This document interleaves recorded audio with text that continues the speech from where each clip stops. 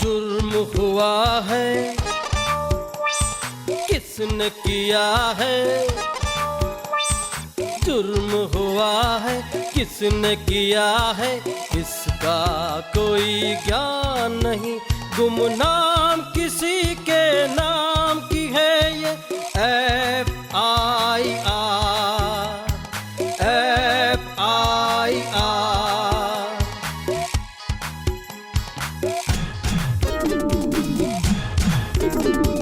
भेद खुलेंगे अब सारे मुजरिम सामने आएंगे, कानून के लंबे हाथों से अब ना वो बच पाएंगे। मुजरिम कितना ही शातिर हो लेकिन चूक ही जाएगा, कोई खाकी वर्दी वाला उसको ढूंढ ही लाए। हो गई है अब यहाँ FIR।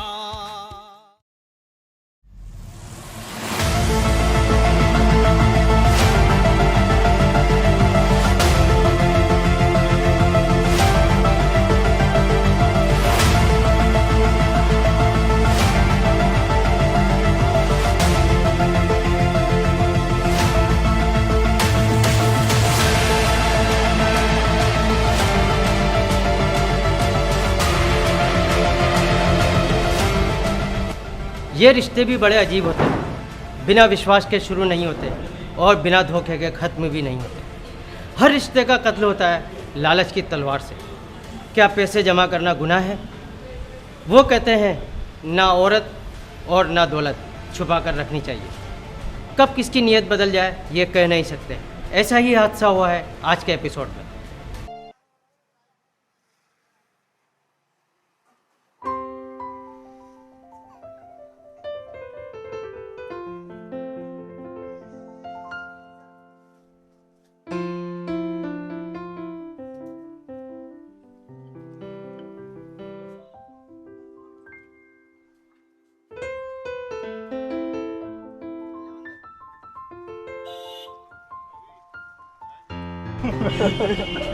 बैठ भाई। भाभी 4 चाय। नहीं 3 कट। हाँ, एक बिस्कुट भी दे देना।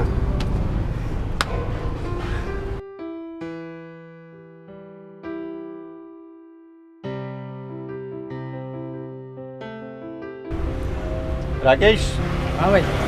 बिस्किट खाएगा? नहीं, मैं सिर्फ चाय पीऊँगा बस, ज़्यादा कुछ नहीं।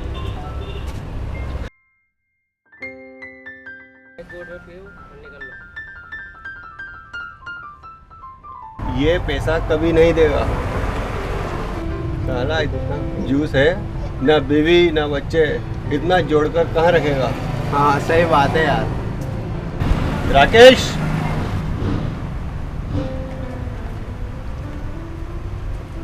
हाँ भाई। ओए राकेश, तू इतना पैसा जमा करके करेगा क्या? देख भाई, मैं भी चाहता हूँ मेरी भी शादी हो, मेरे भी बीवी हो, बच्चे हों, अच्छा घर परिवार हो, बस इसीलिए पैसे बचाता हूँ। यार तू कहे तो मैं तेरी बात चलाऊं। एक लड़की है मेरी नज़र में, उसके पिताजी ने मुझसे कहा था कोई लड़का हो तो बताओ। तू कहे तो मैं बात चलाऊं? हाँ यार, आज ही बात चलाना यार। अब तो पैसे दे दे। लो अभी चाय के पैसे। ओ यार,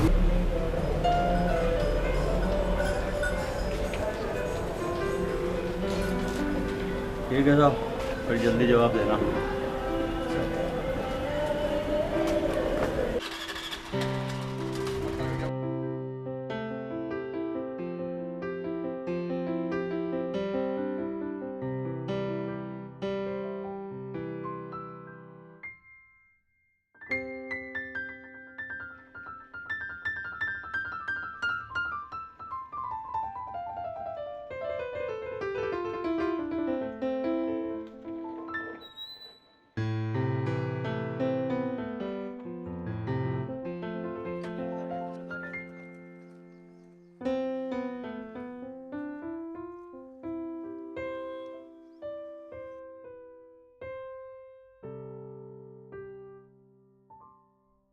अरे यार, लड़की पसंद आई? हाँ, लड़की तो पसंद आई, पर एक बार घर वालों से बात करूँगा। हालांकि वो मना तो नहीं करेंगे, पर और क्योंकि वो भी चाहते हैं कि मेरी भी शादी जल्दी हो जाए। वाह बाबू, अब तो मज़े ही मज़े हैं। अब खुद ही मज़े करेगा या हमें भी मज़े करवाएगा? क्या मतलब है तेरा? अरे यार, मेरा वो मतलब नहीं था। 8 बजने वाले हैं, दुकानें बंद हो जाएगी। अब खुद भी पी और हमें भी पिला, मज़े ही मज़े हैं। मेरे पास पैसे नहीं है जो मज़े करूँ। फिर पैसे की बात यार, तू इतने पैसों का करेगा क्या? अरे मैं तो भूल ही गया था, मेरे पास एटीएम भी है। चल चल फिर चल।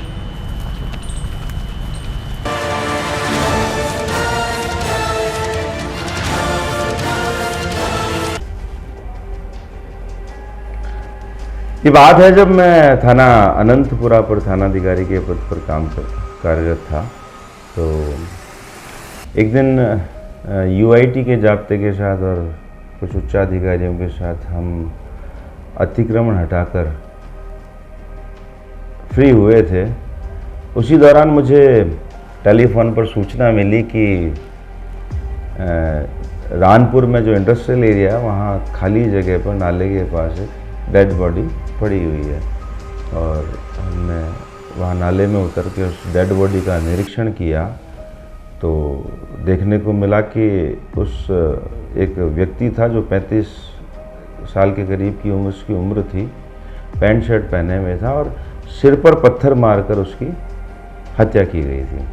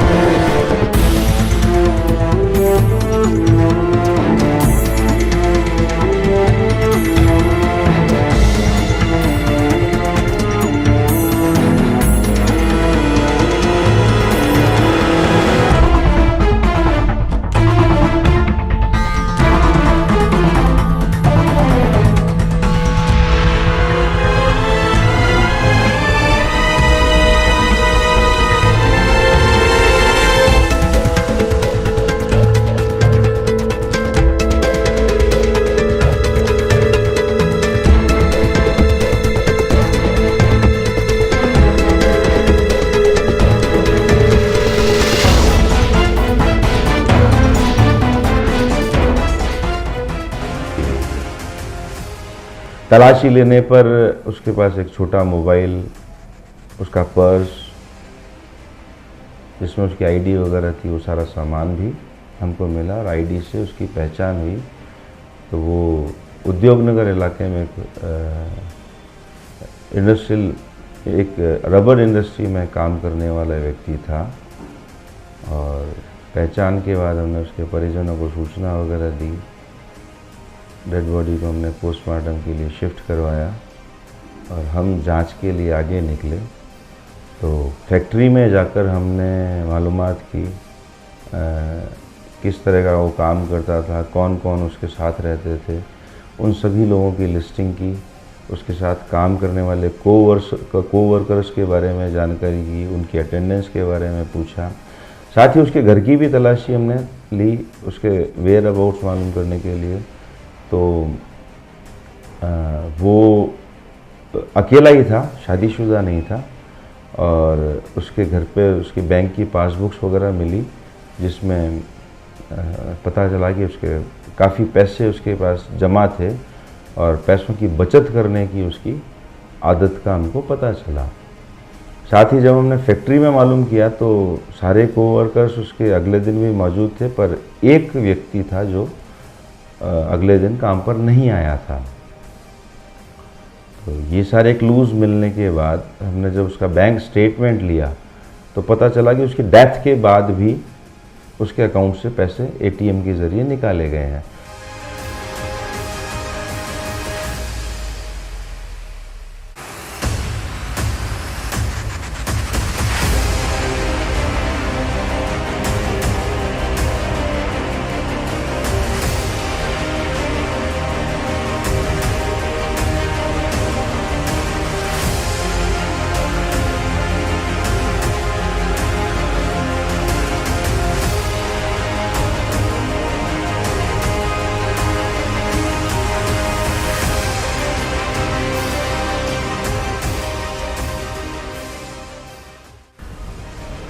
मरने के बाद भी कोई उसके एटीएम से पैसे निकाल रहा था। आखिर कौन उपयोग कर रहा था उसका एटीएम?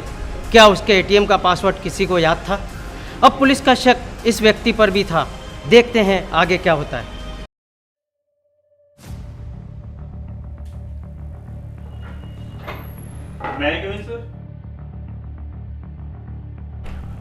कुछ पता चला मृतक के मोबाइल से? सर एक खास बात नजर आ रही है सर। वो क्या?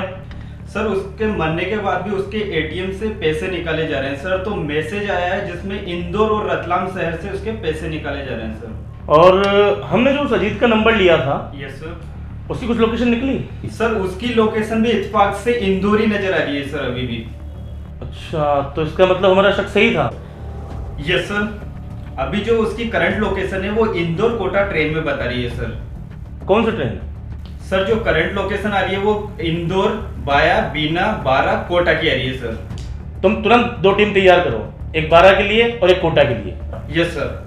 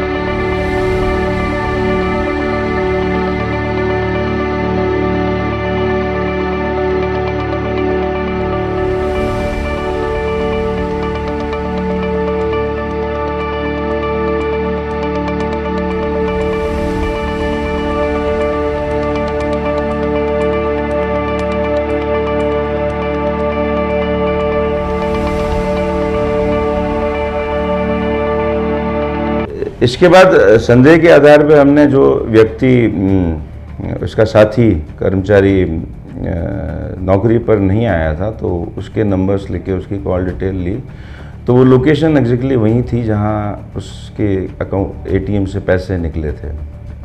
इस पर संदेह पुख्ता हो गया और हम उसकी लगातार लोकेशन लेते रहे तो वो उसकी लोकेशन कोटा की तरफ बढ़ती जा रही थी। तो हमें अंदाज़ा हुआ कि हो सकता है वो ट्रेन से कोटा की तरफ वापस आ रहा हो। इस पर हमने उस समय उस रूट की ट्रेन का पता पड़ा तो एक ट्रेन से उसकी लोकेशन मैच कर रही थी। तो इस पर हमने 2 स्टेशंस पे 12 और अंता की लोकेशन पे अपने आदमी स्टेशन पे खड़े किए और जैसे ही वो ट्रेन 12 पहुंची हमारे आदमी उसमें चढ़ गए और उस व्यक्ति को कौन सी सीट पर बैठा हुआ उसको लोकेट किया और सभी लोग उसके आसपास उसके बैठने की सीट के आसपास अपनी लोकेशन रखकर वहाँ खड़े हो गए, कुछ बैठ गए साथ में। जैसे ही ट्रेन कोटा स्टेशन पे उतरी और वो आदमी उतरने लगा तो हमने उसको गिरफ्त में लेकर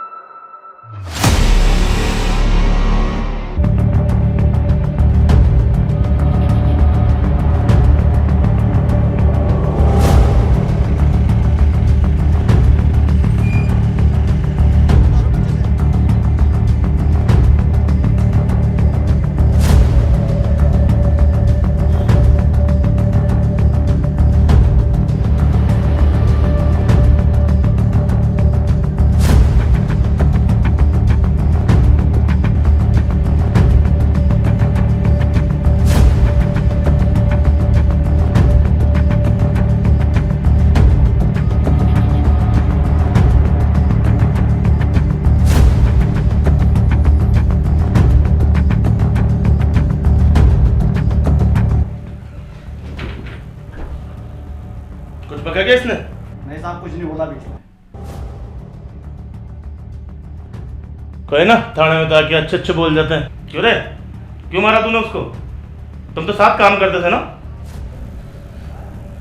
साहब, लालच की वजह से मारा मैंने उसे। कैसा लालच? साहब, वो पैसे बहुत जोड़ जोड़ कर रखता था। एक नंबर का कंजूस था वो। एक बार मैं उसके साथ एटीएम गया तो मैंने देखा उसके खाते में बहुत सारा पैसा है, जबकि हमारी तनख्वाह भी बराबर थी साहब। फिर क्या हुआ? फिर क्या,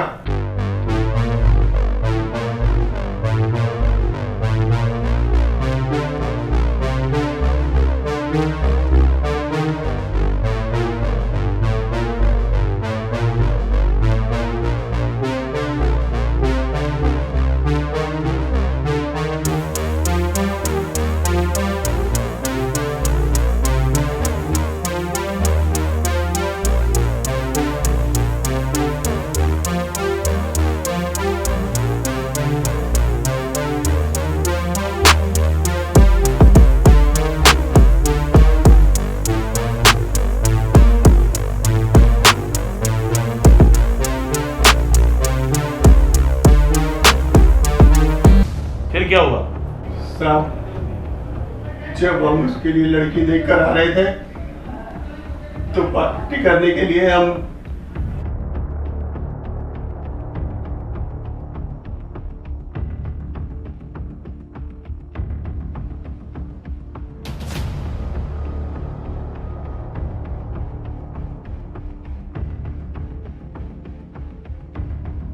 मैंने चुपचाप से उसका एटीएम निकालने की कोशिश की और उसने मुझे देख लिया, और इसी बीच हमारी हाथापाई शुरू हो गई। तब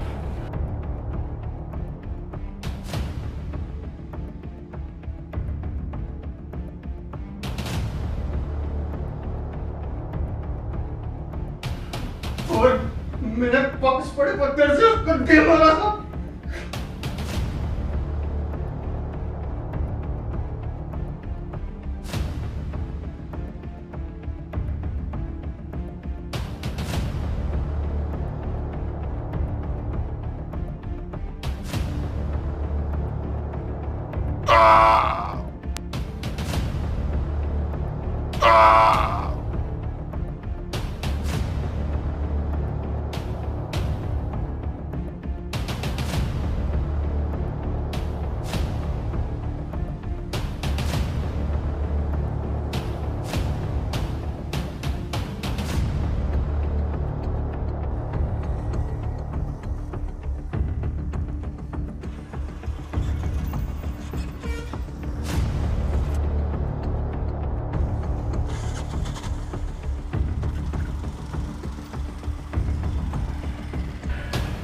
और मैं एटीएम निकालकर एमपी चला गया। बस तू इसी वजह से पकड़ा गया। तू पैसे निकालता रहा और मोबाइल पे मैसेज और लोकेशन आती रही तेरी। केस कार्ड में लड़की का बाप भी शामिल है? नहीं साहब, मैं अकेला ही था साहब। लोग भरोसा करते हैं और तुम जैसे लोग भरोसे का कत्ल कर देते हो। मुलजिम कितना ही शातिर क्यों ना हो, लेकिन वो पकड़ा ही जाता है। मुझे पूर्ण विश्वास है कि कानून तुम्हें कड़ी से कड़ी सजा देगा। ले जाओ इसे यहाँ से और डाल दो सलाखों के पीछे।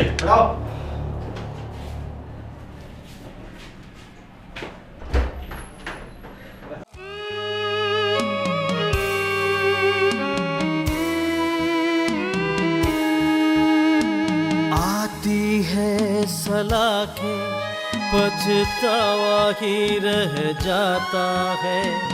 अपने किए की सजा से तो कहाँ बच पाता है।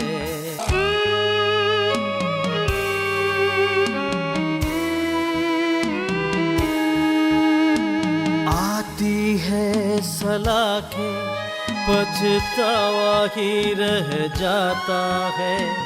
अपने किए की सजा से तो कहाँ बच पाता है। हो गई तो देखा आपने किस तरह से अपने एक दोस्त ने ही दोस्त का खून कर दिया। दोस्ती तो सारे खून के रिश्तों से बड़ी होती है। आखिर जरा से लालच की वजह से लोग एक दूसरे की जान ले सकते हैं। आरोपी को अरेस्ट करने के बाद, सारे साक्ष्य संकलित करने के बाद हमने उसका कोर्ट में चालान पेश किया और अभी वो न्यायालय में विचाराधीन है। तो इस सारे घटनाक्रम को देखते हुए मैं सभी लोगों से ये अपील करना चाहूँगा कि अपने बैंक खाते, एटीएम इत्यादि का को सुरक्षित रखने के लिए जो सावधानियां हैं उनको हमेशा अपने दिमाग में रखें। अपना पिन नंबर, अपने ओटीपी नंबर वो किसी को शेयर नहीं करें, किसी भी रूप में वो डिस्क्लोज़ नहीं हो पाए, क्योंकि या तो फिर इसके दुष्परिणाम आपके अकाउंट की हैकिंग और इलीगली आपके अकाउंट से पैसे निकालने के रूप में सामने आते हैं, या फिर हो सकता है कोई अपना आपके पैसों के लालच में आपका दुश्मन बन जाए और इस तरह की कोई घटना कारित कर दे। एक चीज़ याद रखिए, सबका नसीब अपना अपना होता है। खैर, अगले हफ्ते फिर मिलेंगे नई कहानी के साथ। तब तक आपका दोस्त जाहिद खान आपसे विदा लेता है और देखते रहिए हमारा धारावाहिक FIR जुर्म की दुनिया से। जय हिंद।